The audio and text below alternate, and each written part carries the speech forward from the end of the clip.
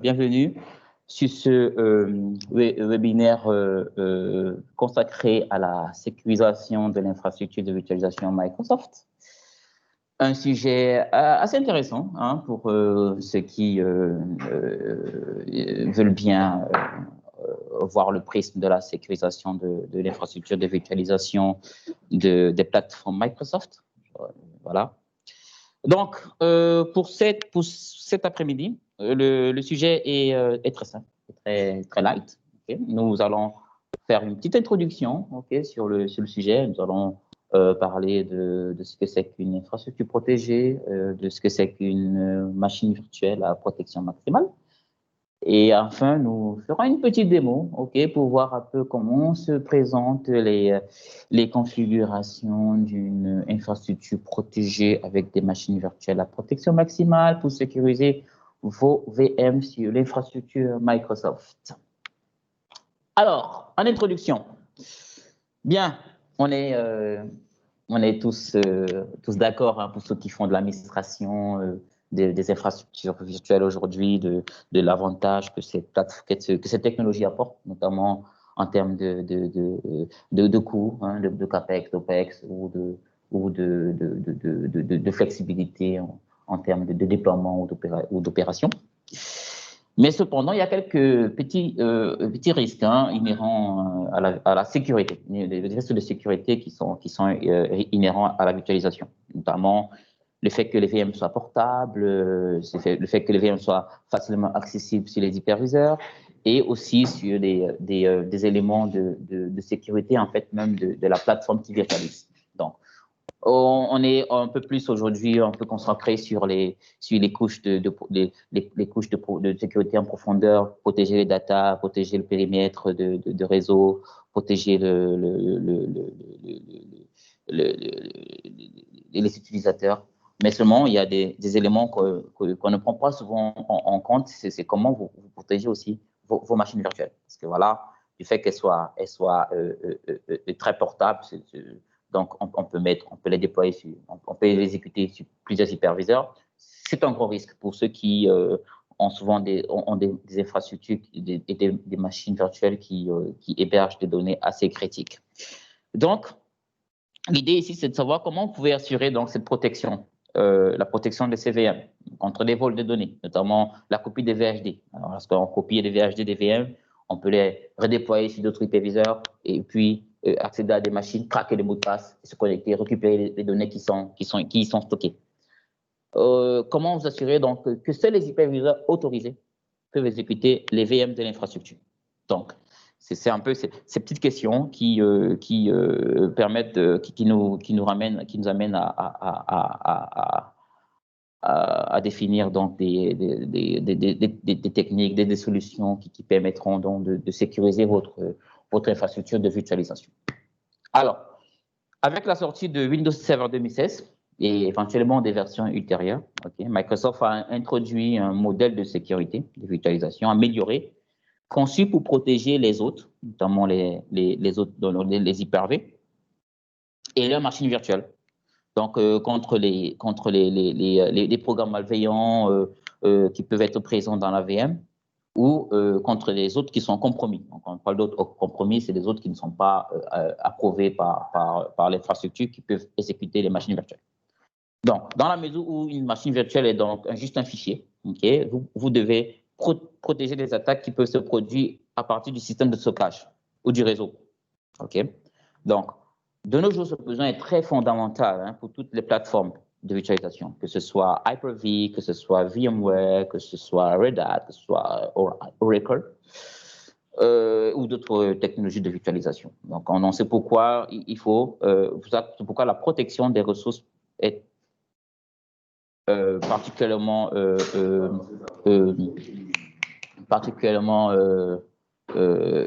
critique, Donc, notamment, vous êtes virtualization first ou bien tous les opérateurs de cloud qui ont des contrôleurs de domaine, qui ont des serveurs sensibles, des serveurs d'application, des serveurs de fichiers. Donc, la priorité de la sécurisation est absolue, Donc, voilà. Donc, pour ce sujet, nous allons aborder deux notions nous allons aborder brièvement deux notions Okay? Nous allons aborder la notion d'infrastructure protégée chez Microsoft. C'est une infrastructure protégée. Okay? Et nous allons aborder une notion sur la machine virtuelle à protection maximale. Donc, ce sont généralement les deux principales notions que l'on va retrouver dans les concepts d'une sécurisation de l'infrastructure de virtualisation chez Microsoft. OK. Une infrastructure protégée, qu'est-ce que c'est? Alors, l'infrastructure protégée, c'est simplement une infrastructure protégée, c'est un terme générique hein, pour désigner une infrastructure dans laquelle nous avons des hôtes Hyper-V et des serveurs SGH qu'on appelle Service Guardian Host qui peuvent donc exécuter des machines virtuelles dotées d'une protection maximale.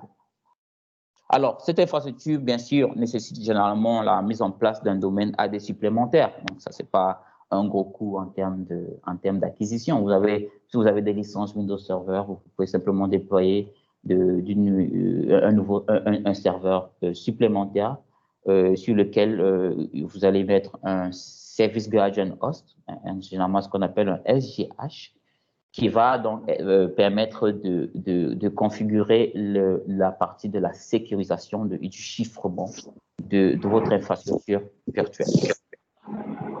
OK? Donc, cela nécessite bien sûr de mettre en œuvre des plateformes Hyper-V physiques. Donc, il faut que je précise bien que les machines virtuelles qui vont bénéficier de cette configuration de sécurisation doivent tourner sur des hyperviseurs physiques. On ne va pas aller dans des scénarios où vous aurez un briquet. Donc, c'est des VM qui sont directement exécutés sur la plateforme physique. Et cette plateforme physique est configurée pour recevoir donc des éléments de sécurisation qui vous permettront de configurer des chiffrements ou des options de BitLocker sur des VM pour les sécuriser. Voilà. Donc, du coup, quand vous êtes donc dans une optique de protection, de sécurisation de l'infrastructure virtuelle, vous aurez à déployer dans ce qu'on appelle une infrastructure protégée. Donc, comme je l'ai dit tout à l'heure, c'est juste des hyperviseurs qui sont attestés et vérifiés, configurés via un service Guardian Host sur lequel les clés de chiffrement seront activées pour pouvoir chiffrer les machines virtuelles et attester de l'authenticité et de l'état de santé de l'hôte qui va démarrer la machine virtuelle et exécuter l'application. Voilà. Donc, il y a une petite relation d'approbation qui va être créée hein, entre le service Guardian Host qui va héberger toutes les configurations de sécurisation et votre domaine de production. OK, voilà. Donc, cette infrastructure nécessite donc aussi que vous ayez des hôtes qui tournent avec Windows Server Data Center, minimum 2016, pour pouvoir configurer configurer cette option. C'est très simple, hein, ce n'est pas une configuration très complexe, c'est juste qu'il faut savoir que ça existe. Donc, si vous avez une version 2016 de Windows Server, vous pouvez déjà déployer ces rôles de sécurisation pour vous permettre de sécuriser les machines critiques de votre infrastructure. OK?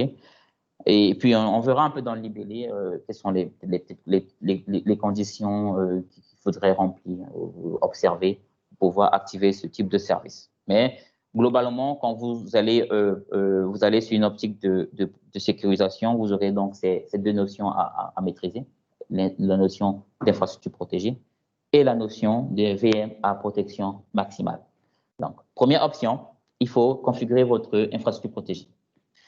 Voilà, l'infrastructure protégée sera notamment gérée par le SGH que je viens d'expliquer, qui est le Service Guardian Host. C'est un serveur qui soit virtuel ou physique, hein, mais il est recommandé de déployer un SGH sur un serveur physique parce que le SGH lui-même aussi a la configuration il crypte le disque, il utilise les notions de sécurité matérielle comme les TPM. Donc, si votre plateforme, votre serveur, le serveur physique ne supporte pas ce type de configuration, notamment les UEFI nouvelle génération ou bien des TPM, bah, on verra quel est le mode d'attestation qui sera idéal pour pouvoir bénéficier de cette technologie. Voilà. Donc, globalement, comment fonctionne cette solution? Alors, c'est très simple. Pour sécuriser la plateforme de virtualisation, vous avez essentiellement besoin d'un SGH, donc d'un Service Guardian Host. Le Service Guardian Host, il a deux principaux composants. L'attestation de service et le KPS, pour le Key Protection Service. Alors, quand on veut protéger les VM, qu'est-ce qu'on fait? On déploie un SGH pour permettre de sécuriser la plateforme. Et dans ce SGH, on définit quels sont les autres Hyper-V, bien sûr, qui doivent être attestés, approuvés par la plateforme. Et ensuite, on configure la protection sur la machine virtuelle. Maintenant, pour qu'un autre démarre une machine virtuelle dans cette configuration, le fait une état qui va vérifier que le SGH est bien configuré dans sa base de données comme un autre approuvé, attesté. Ensuite, une clé de protection est envoyée à cet autre-là pour pouvoir démarrer une machine virtuelle. Donc, vous avez configuré cette option. Les machines virtuelles qui doivent démarrer ne pourront démarrer que si l'autre a été attesté, approuvé par le SGH et qu'une clé de protection a été envoyée à cet autre pour démarrer la machine virtuelle. Donc, les options où les gens pouvaient copier les disques, les déployer sur d'autres hyperviseurs, tout ça, ah bah c'est fini. OK? C'est terminé. Dès que vous avez blindé votre machine, permettez-moi l'expression, il est impossible de la faire démarrer sur un autre hyperviseur. Voilà, parce que le démarrage va nécessiter de décrypter la clé de protection. Et la clé de protection ne peut être déchiffrée que s'il y a un SGH qui permet de décrypter cette clé pour autoriser l'autre à démarrer la machine. Globalement, c'est un peu comme ça que les providers cloud fonctionnent aujourd'hui pour ceux qui ont des infrastructures, hébergées chez des hyperviseurs, chez des hébergeurs cloud. Donc, toutes les plateformes de virtualisation ont cette sécurité, notamment globalement chez Azure, chez Microsoft, c'est comme ça que les machines sont configurées. Donc, on ne peut pas démarrer des machines virtuelles sur d'autres hyperviseurs qui n'auront pas été attestés ou approuvés par l'infrastructure. C'est une sécurité maximale. Donc, on est un peu loin des options où vous émettez un antivirus pour protéger les données à l'intérieur de la VM, vous mettez les pare-feux pour bloquer le trafic, tout ça. C'est bien beau. Mais maintenant, si vous avez des voleurs de VHD, parce que ça arrive, donc vous avez des gens très malveillants qui peuvent se connecter à votre infrastructure, récupérer les VHD des machines, les faire démarrer sur des hyperviseurs qu'ils ont sur leur machine et exécuter la VM, récupérer les données à l'intérieur. C'est fini là. Donc, il est vraiment très primordial pour aujourd'hui d'intégrer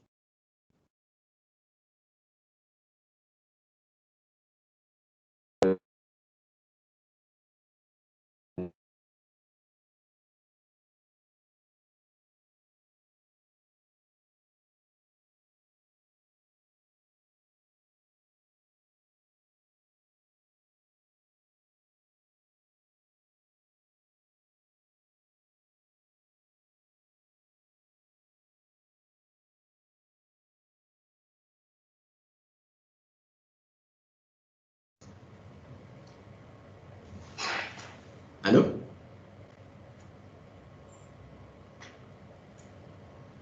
Oui, allô? On vient de perdre Emmanuel, effectivement.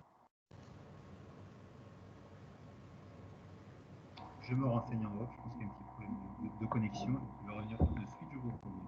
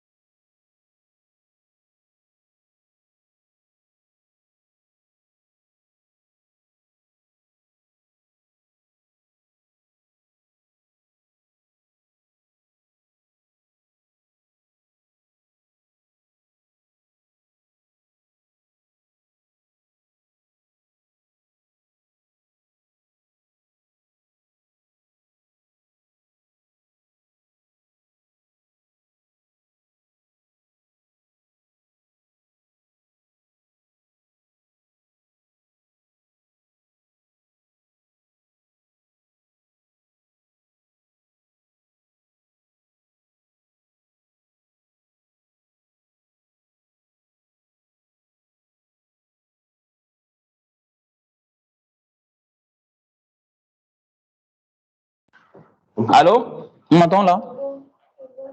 Excusez-moi. C'est bon, on est revenu à la normale. On peut continuer. Sorry.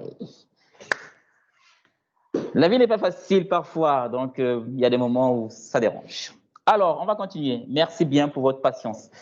Alors, on était sur l'infrastructure protégée, les modes d'attestation. C'est en fait dans les aspects de sécurisation d'infrastructures virtuelles.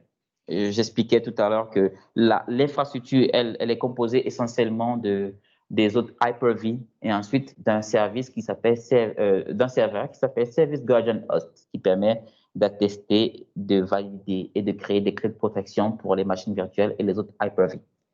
Maintenant, cette attestation se fait suivant deux modes. Vous avez un mode basé sur Active Directory et un mode basé sur le TPM. Donc, Active Directory, c'est le mode le plus simple, le plus facile à mettre en œuvre aussi, et celui qui a le moins de coûts. Éventuellement, pour si vous souhaitez vous souhaitez configurer de la sécurisation de votre plateforme virtuelle dans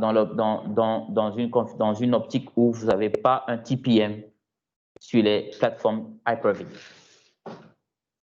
Sur les plateformes Hyper-V. Donc, vous pouvez utiliser un Active Directory pour attester et créer les certificats de sécurisation. Cependant, il nécessite bien sûr un Active Directory avec un niveau fonctionnel de domaine et de forêt en version 2016, un Hyper-V Data Center en 2016 et un SGH qui tourne sur une plateforme Windows Server 2016. Maintenant, il faut juste, la petite nuance, c'est qu'avec Windows Server 2019, l'attestation basée sur Active Directory a été dépréciée. Donc, ce qui est recommandé, et en fait, une option, c'est la seule option même sur 2019, c'est l'attestation TPM. Donc, ça veut dire qu'il faudrait que si vous voulez mettre en place la sécurisation de votre plateforme virtuelle chez Microsoft, il faudrait que les hyperviseurs sur lesquels tournent les machines virtuelles supportent un TPM avec une version au minimum à 2.0 et un UEFI 2.3.1. L'UEFI, c'est le remplacement du BIOS pour ceux qui poseraient un peu la question. Donc, un BIOS programmable, intelligent, qui peut faire des mises à jour sur lesquelles on peut faire des opérations de niveau 7. OK, donc, bien sûr, le TPM utilise un peu ce qu'on appelle une clé IK, donc Endorsement Key. C'est une clé asymétrique qui permet de chiffrer et déchiffrer le contenu du TPM. Voilà. Donc, maintenant, c'est la solution la plus complète et la plus sécurisée. Donc, mais bien sûr, on peut utiliser l'Active Directory pour démarrer, pour sécuriser l'infrastructure virtuelle, si on n'a pas de plateforme Hyper-V qui ont des configurations TPM 2.0. Okay? Donc, voilà, donc c'est pour dire que si vous n'avez pas de TPM, vous pouvez utiliser Active Directory. Mais maintenant, il faudrait que vous soyez en 2016. Si vous êtes en 2019, vous allez directement passer sur du TPM. Et maintenant, il faudrait que vos plateformes physiques aient des TPM en version 2.0 et des UEFI en minimum 2.3.1. Voilà. Ça, et on a juste ajouté que les modes d'attestation fournissent un VTPM pour la VM, parce que, bien sûr, pour protéger et pour chiffrer le disque dur de la machine virtuelle, c'est la technique BitLocker. Et le BitLocker est associé à un VTPM, donc Virtual TPM. Donc, cette attestation permet donc de générer des protections VTPM sur les VM, de telle sorte que les machines ne peuvent être exécutées que sur des autres qui ont été autorisées et attestées dans la configuration d'une infrastructure protégée. Bien, alors, on va avancer sur le deuxième point, c'est la VM à protection maximale. Donc, quand on veut sécuriser notre plateforme de virtualisation, on a principalement l'infrastructure protégée, ça veut dire qu'il faudra déployer un SGH, un Service Guardian Host, et il faudra intégrer des Hyper-V, data center, sur lesquels on va configurer aussi des rôles d'autres protégés. Voilà, pour pouvoir permettre à ces autres de démarrer des machines virtuelles à protection maximale. Alors, c'est quoi une machine à protection maximale? Bien, c'est une machine de génération 2. Donc, il faut bien préciser. Alors, pour que vous ayez une machine, vous ayez protégé vos VM, il faudrait créer des machines virtuelles sur Hyper-V génération 2, parce que ces machines créées en génération 2 sont dotées d'un TPM virtuel, ok, qui permettront donc de chiffrer le lecteur avec BitLocker, ok. Et ces machines ne peuvent être exécutées que sur des hôtes attestés et approuvés au sein de l'infrastructure. Donc, les VMDT d'une protection maximale permettent donc de bloquer des attaques contre les fichiers, donc à l'aide des mêmes fonctionnalités de sécurité que celles dont disposent les machines physiques. Donc, notamment le Secure Boot, pour ceux qui ont un peu une idée de ce que c'est que le Secure Boot, ok? Donc, le TPM ou le chiffrement de disque, ok? Donc, sans un SGH, un autre Hyper-V ne peut pas mettre sous tension une VM dotée d'une protection maximale. Impossible. Parce que dès qu'une machine est protégée, généralement, le SGH crée une clé de protection. Et la clé de protection ne peut être déchiffrée que par un SGH. Si vous avez donc une machine un petit malin dans votre infra veut faire du hacking, copier les VHD pour aller les déployer sur son Hyper-V dans son petit labo, bah, il est mal barré parce que la VM, elle est complètement protégée, elle ne peut pas être démarrée. Parce qu'il n'a pas le SGH associé à la clé de protection qui a été générée pour cette VM. Bien. Maintenant, il y a quelques petits, je ne sais pas si c'est des inconvénients, mais il faut quand même préciser que vous ne pouvez plus accéder à la console locale quand vous avez protégé une machine virtuelle avec la protection maximale. C'est-à-dire, vous avez votre Hyper-V, vous cliquez sur la VM, connect, ça ouvre une petite console, vous vous connectez dessus, vous gérez la machine. C'est fini. Donc, pour attaquer une machine, c'est en RDP. Donc, avant de protéger votre machine, il est recommandé souvent de configurer les connexions réseau RDP ou bien SSH si vous êtes sur les plateformes Linux, parce qu'en console, la console locale Hyper-V ne sera plus accessible. Encore moins le PowerShell Direct. Bon. Et un petit rappel sur le PowerShell Direct, c'est juste que vous pouvez exécuter les commandes PowerShell à partir de l'hyperviseur sur la machine virtuelle. Okay? Donc ça, c'est plus possible. Et même, pareil aussi pour la copie, la copie de fichiers. Donc, ça dit ceux qui faisaient le drag and drop, ok, il copie le fichier, il déplace sur la console de la VM, il lâche, ça copie. Ça aussi, c'est bloqué, c'est plus possible. Donc, pour accéder à la machine, sur la machine, soit vous faites le RDP, soit vous faites un chemin UNC pour accéder au dossier partagé. Okay. Et puis, c'est tout. Voilà. Donc, c'est bien sûr un peu comme ceux qui ont un peu d'expérience sur les plateformes Azure. Vous ne pouvez accéder à vos VM que par RDP ou par SSH. Vous avez des systèmes Linux. Vous n'avez aucune console. Voilà. Donc, parce que les plateformes ont déjà été intégrées, ont déjà été configurées avec cette option de sécurisation de la machine virtuelle. C'est mauvais. OK. Bien sûr, la création des VM protégées doit respecter un ensemble d'exigences. Il faut par exemple que la VM soit d'une génération 2. Donc pour ceux, et puis convertir génération 1 à 2, ce n'est pas possible chez Hyper-V. Donc vous devrez créer une machine si vous avez besoin de déployer des VM à protection maximale. Vous allez recréer des machines et puis remettre les disques durs qui sont sur des anciennes machines en génération 1 en génération 2 et puis activer les protections adéquates. Donc, en mode de protection, vous avez ce qu'on appelle la protection maximale, ok, et le chiffrement. Alors, juste une petite différence, un tableau qui présente éventuellement cette différence entre la protection maximale et le chiffrement. Donc, en chiffrement, par exemple, vous n'avez plus la possibilité d'accéder à la console de la VM. La protection maximale ne permet plus d'avoir des ports comme des ports série. Vous ne pouvez pas attacher un debugger non plus, pour ceux qui aiment bien faire les opérations de debugging sur les VM. Okay?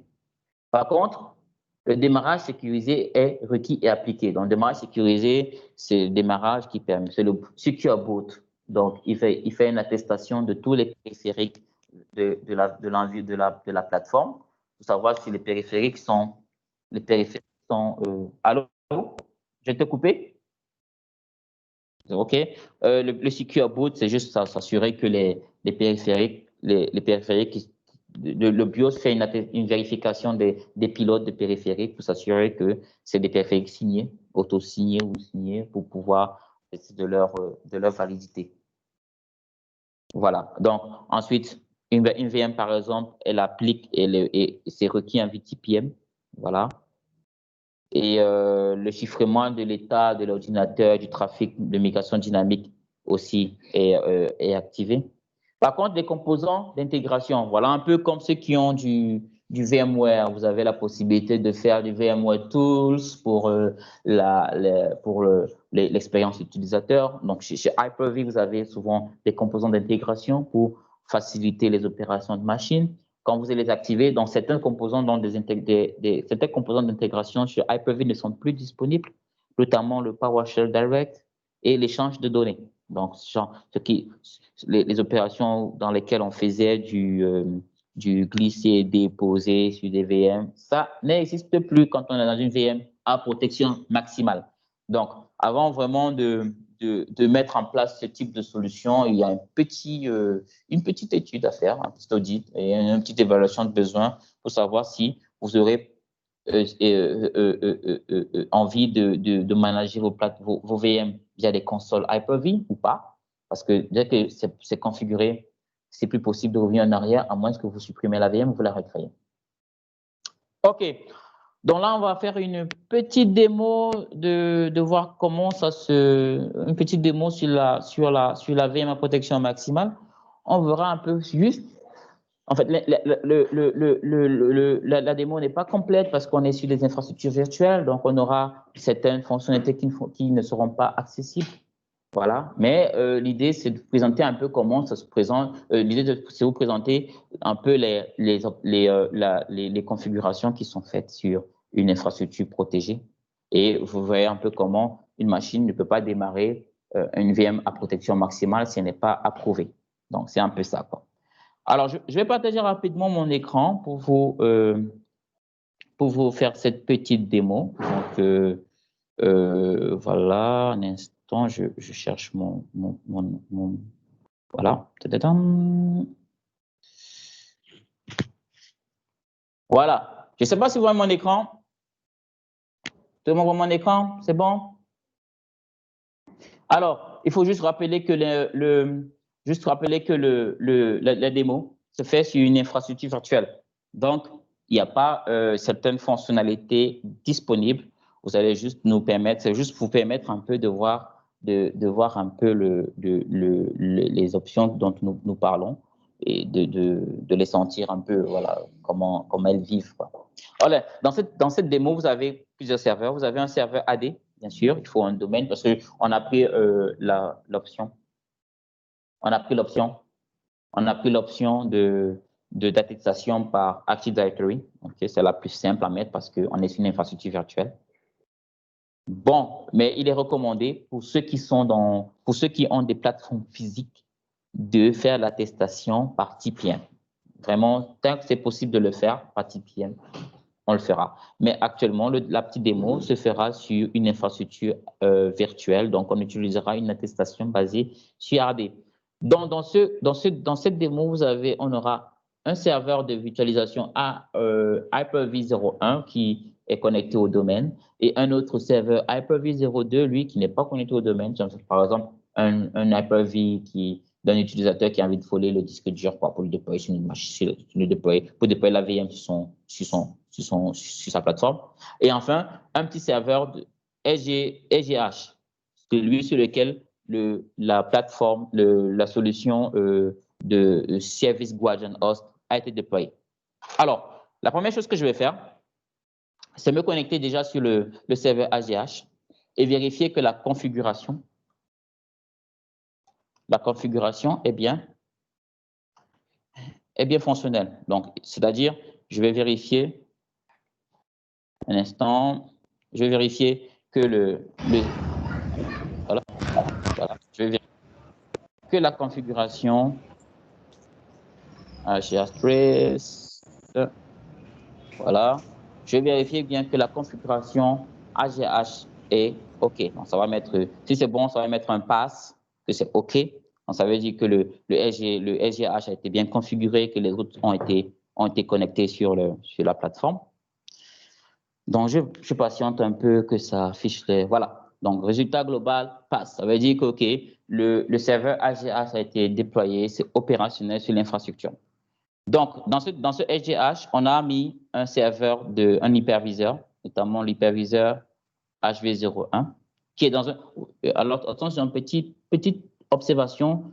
Ça, c'est le domaine de production qui s'appelle lab. Le SGH, lui, généralement, il est déployé sur… Il déploie le service sur… là, je reviens ici. Voilà. Il déploie le service avec un nouveau domaine qui est approuvé par le domaine de production. Donc, le SGH, en fait, ne tourne pas sur le même domaine que les hyperviseurs. Bon, c'est une configuration requise par Microsoft. Voilà, par exemple, ici, c'est attestation.local. Donc, c'est un domaine séparé, okay, du domaine de production, mais pour lequel on a configuré des relations d'approbation pour que le serveur AGH puisse se connecter, SGH, pardon, puisse se connecter sur le domaine de production. Voilà.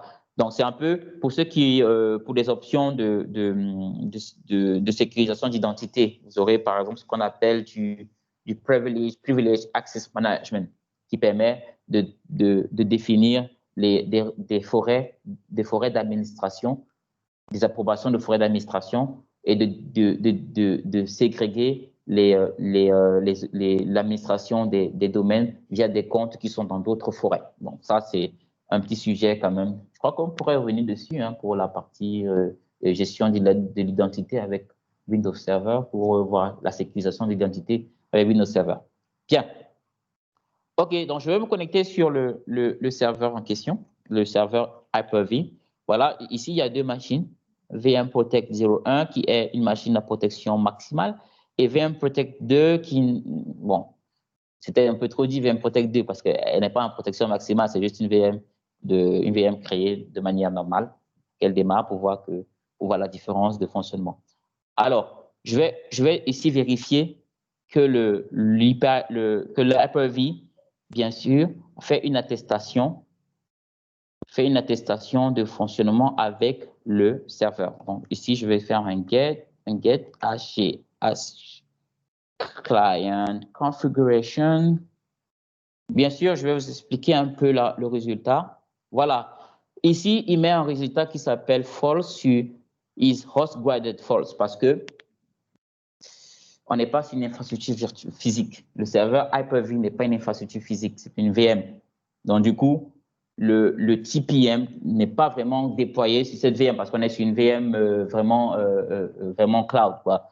Donc, mais si on est sur un serveur physique, vous aurez le is host graded true parce que il va vérifier le TPM de la machine et il va attester que c'est une machine à protection, une machine en haute protégé. Mais par contre, vous voyez bien que l'attestation, le serveur d'attestation, c'est bien le serveur SGH01 qui est attestation point locale et le serveur de clé de protection, c'est bien le SGH01 attestation point locale. Voilà. Donc, ça veut dire que en principe, la VM, pour l'hyperviseur, pour qu'il démarre une machine, il va demander une clé de protection sur le SGH pour pouvoir démarrer la machine.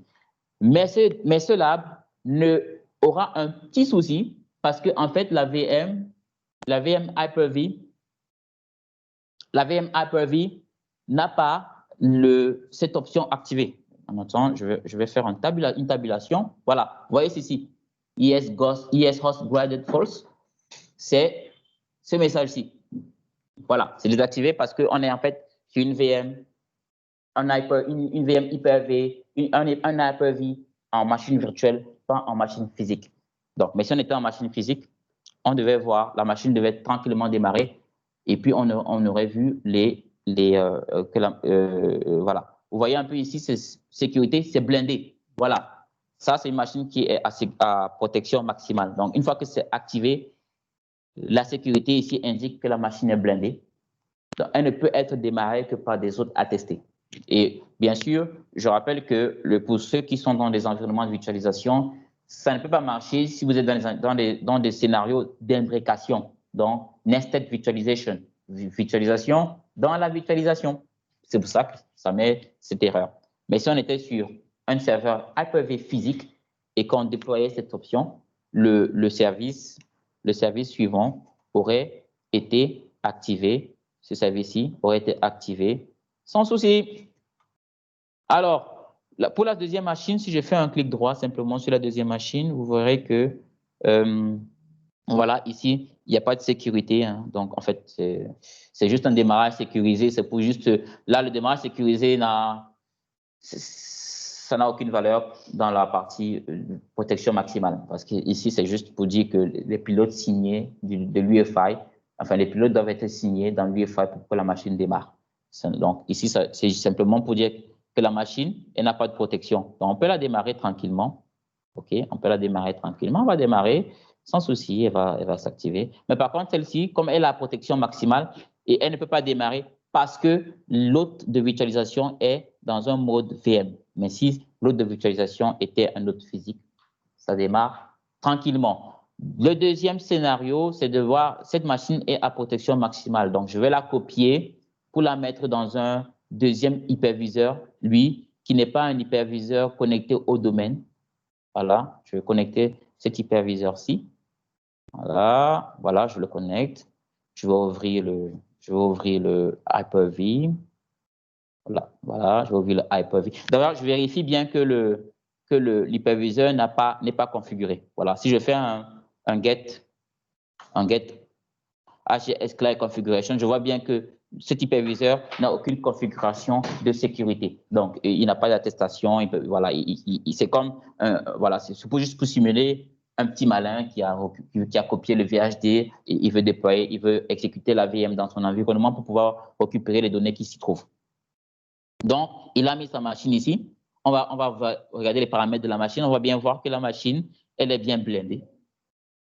All right.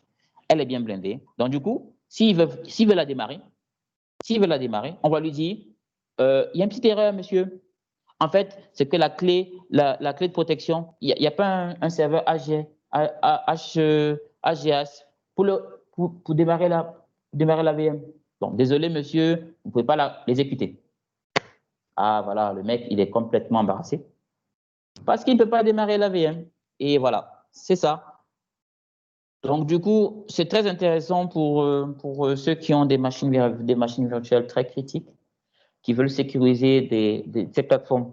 Bien sûr, je précise, à moindre coût, hein, il suffit peut-être de passer un peu la formation Security Windows Server 2016. Et voilà. Et ensuite, vous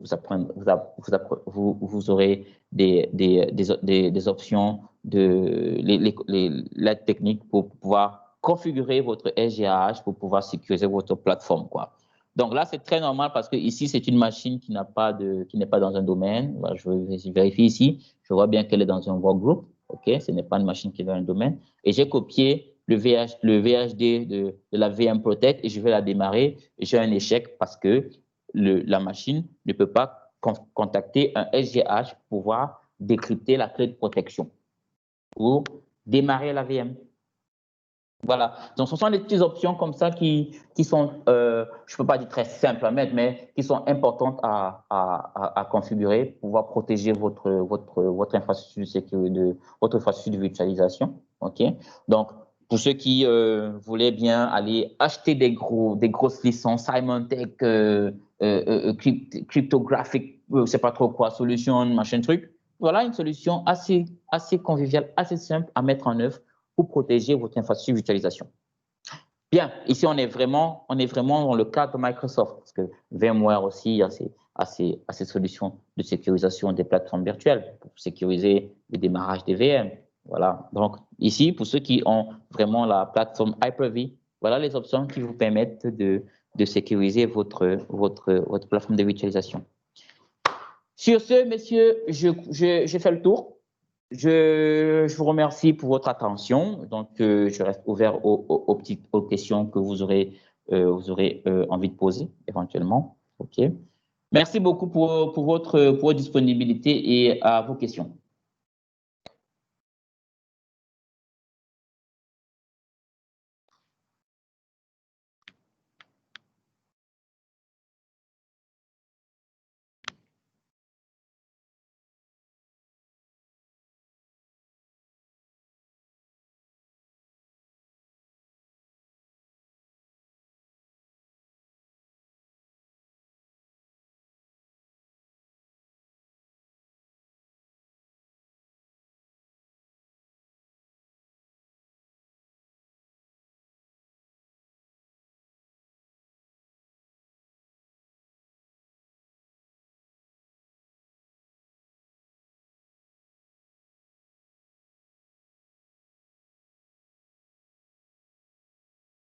JPL, je crois que tu peux relancer hein, parce que moi, j'en ai terminé. Je suis à la phase des questions pour ceux qui ont des questions à poser. S'il y a des questions qui ont été écrites dans le chat, je ne sais pas. Donc, voilà. Merci beaucoup.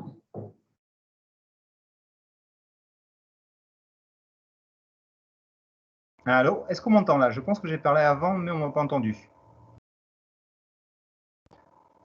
Bon, là. Là, on t'entend Oui, maintenant, effectivement, JPL. c'est pour distribuer l'enquête de satisfaction sur le chat.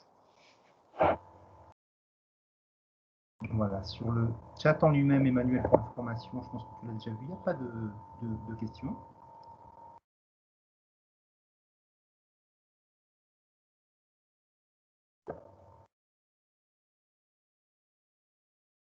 J'en profite pour vous informer également que la vidéo sera bientôt disponible sur notre chaîne YouTube et que vous pourrez la consulter en milieu de semaine prochaine. La vidéo de l'ancien webinar n'est pas encore disponible, mais elle le sera dès ce week-end, je vous rassure. Vous aurez le lien effectivement. Ainsi que... JPL, tu parles très doucement, tu parles à voix basse et on te suit à peine.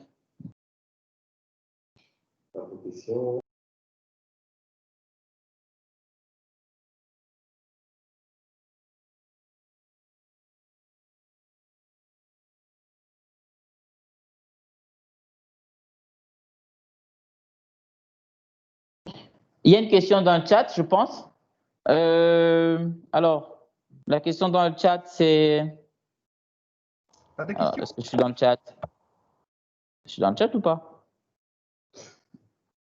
Je vois pas la question dans le chat, moi. Alors, la protection maximale des VM est-elle la même si l'entreprise possède un serveur dédié hébergé à l'extérieur du réseau Internet de cette dernière? Alors, comment on va aborder cette question? En fait, alors, est-ce que les machines sont sur le cloud ou sur un fournisseur de services dans un rack et c'est votre serveur physique? Déjà, c'est savoir. Si c'est sur le cloud, écoutez, la protection des VM est faite par… voilà, la protection des VM est du cloud Microsoft. La protection des VM est faite dans le cloud. Donc, vous n'avez plus de soucis. Parce que de toutes les façons, dans le cloud Microsoft, vous n'avez qu'accès qu'en RDP. Voilà. Oui, donc vous n'avez accès qu'en RDP sur les VM ou en SSH si c'est les plateformes Linux. Donc, vous n'avez pas de console, rien. Et c'est ce que j'ai expliqué tout à l'heure, c'est que dès qu'une machine est à protection maximale, vous n'avez plus accès à des consoles. Vous avez simplement, si vous voulez accéder à la machine, c'est en RDP ou en SSH. Donc, si c'est Microsoft, c'est super sécurisé, madame. C'est Marie-André Ngou. Madame Goué. Madame Goué. Bonsoir, madame. Voilà. Donc, si c'est sur Cloud Microsoft, pas de souci. Hein, la protection est faite de manière native sur les VM. Donc, ça, tout ce que vous avez à faire, c'est mettre vos données. Bon, sécuriser vos données quand même, hein, parce que aussi, il faut bien comprendre que le cloud ne sécurise pas tout. Il y a une responsabilité partagée. Vous avez la responsabilité de vos données et des comptes qui s'y connectent, mais toute la plateforme physique VM sécurisée par Microsoft.